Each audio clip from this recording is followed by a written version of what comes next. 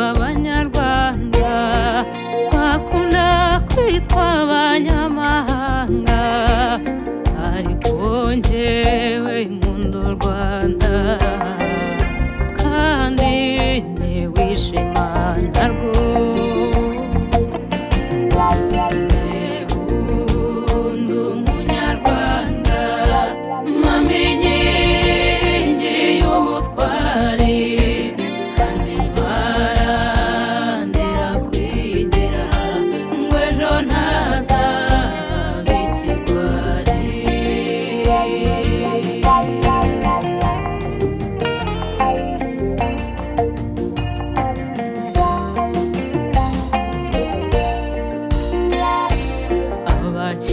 Bakingendera ku moko, b'abahutu, abatwa n'abatutsi, yirengagije icyo yakoze mu Rwanda 94, kwezi Mata kwahindutse amaraso, nyenyeri ukwezi izuba bihunga igihugu, ariko inkotanyi zo gaheka zitabarana ngoga tubona amahoro.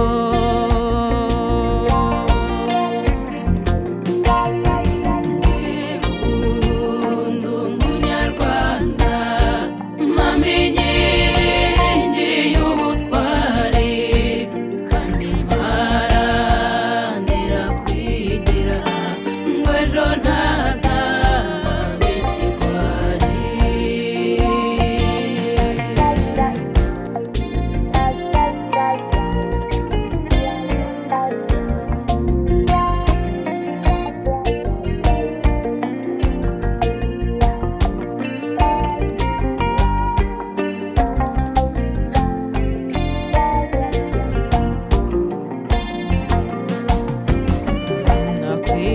ntashimiye nyakubahwa Rudasumbwa Rudahigwa mu mihigo, shema ry'u Rwanda, impano y'Imana, abanyarwanda n'inshuti zarwo, twikirize tuti amina.